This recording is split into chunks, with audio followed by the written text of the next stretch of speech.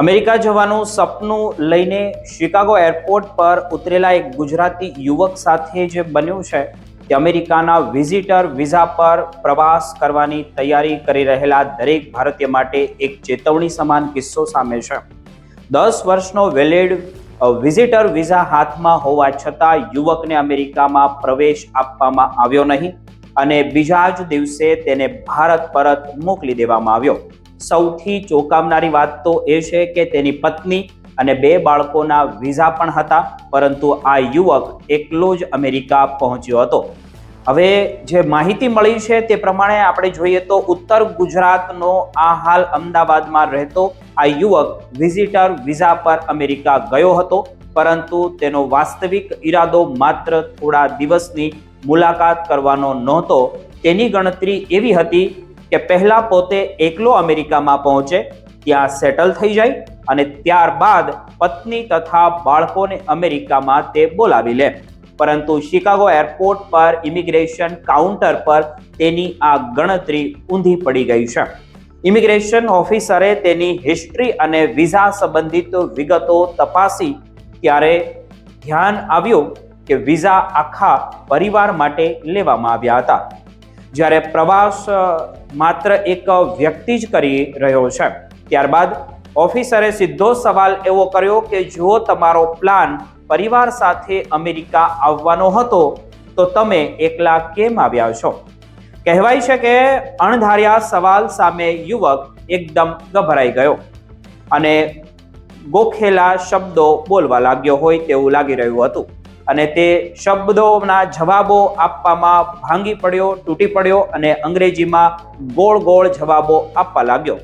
ઓફિસરને તેના જવાબોથી સંતોષ ન થયો અને થોડા જ સમયમાં તેને અમેરિકામાં પ્રવેશ આપવાનો ઇનકાર કરવામાં આવ્યો। યુવકે સોરી અને પ્લીઝ કહીને વિનંતી પણ કરી, છતાં નિર્ણય બદલાયો નહીં।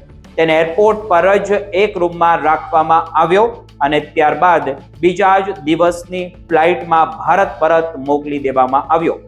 એટલું જ નહીં, તેનો 10 વર્ષનો વિઝિટર વિઝા પણ રદ કરવામાં આવ્યો। ભારતમાં પાછા આવ્યા બાદ તેણે ફરી અમેરિકાનો વિઝા મેળવવાનો પ્રયાસ કર્યો હોવાનું પણ જણાવાઈ રહ્યું છે, પરંતુ તેને સફળતા મળી નથી। હવે તેની પત્ની અને બાળકો પાસે વિઝા હોવા છતાં પરિવાર માટે અમેરિકાની મુસાફરી વધુ ને વધુ મુશ્કેલ બની ગઈ છે, કારણ કે ઇમિગ્રેશન અધિકારીઓ અગાઉની ઘટનાને ધ્યાનમાં લઈ શકે છે આવનારા દિવસોની અંદર પણ જો આવું કંઈ થાય તો। અહીં સૌથી મહત્વની વાત તો એ સમજવા જેવી છે કે અમેરિકાનો વિઝિટર વિઝા મળવો એટલે અમેરિકામાં પ્રવેશની ગેરંટી નથી। એરપોર્ટ પર અંતિમ નિર્ણય ઇમિગ્રેશન અધિકારી લે છે। વિઝા અરજી કરતી વખતે પ્રવાસનો હેતુ, કેટલા દિવસ રહેવાનું છે, ક્યાં રહેવાનું છે, કોની સાથે મુસાફરી કરવાની છે અને અન્ય વિગતો આપવામાં આવે છે। એરપોર્ટ પર અધિકારી આ માહિતી અને પ્રવાસીના જે વર્તન એટલે કે વર્તમાન જવાબો વચ્ચે સુસંગતતા છે કે નહીં તે ચકાસી શકે છે। જો જવાબમાં મોટો તફાવત દેખાય તો અધિકારીને શંકા ઊભી થઈ શકે છે। માત્ર વિઝિટર વિઝા જ નહીં, પરંતુ સ્ટુડન્ટ અને H-1B વિઝા ધારકોની પણ અમેરિકામાં પ્રવેશ સમયે પૂછપરછ થઈ શકે છે।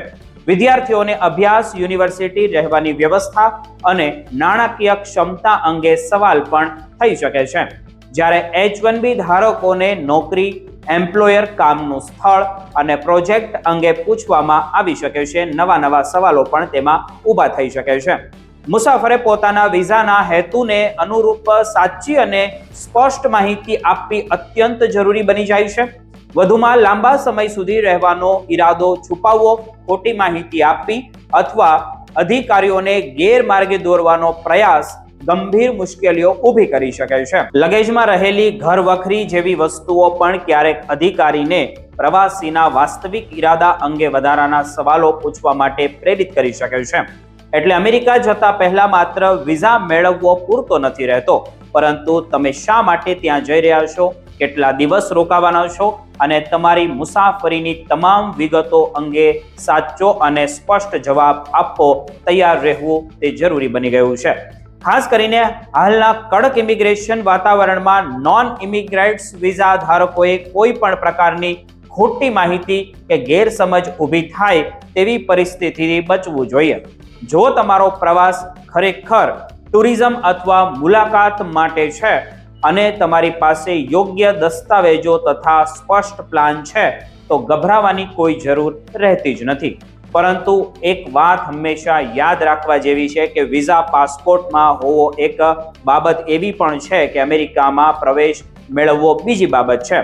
શિકાગો એરપોર્ટનો કિસ્સો એટલું ચોક્કસ આપણને બધાને એટલે કે અમેરિકામાં રહેતા ભારતીયોને એ શીખવી રહ્યા છે કે અમેરિકાની મુસાફરીમાં અધિકારોને આપેલા જે દરેક જવાબો હોય તે તમારી એન્ટ્રી માટે મહત્વના બની શકે છે. જો તમારી પાસે પણ અમેરિકાના એરપોર્ટ પરથી પાછા મોકલાયેલા કોઈ ભારતીય કે ગુજરાતી વ્યક્તિનો વાસ્તવિક કિસ્સો હોય તો તેની વિગતો તમે અમને શેર કરી શકો છો.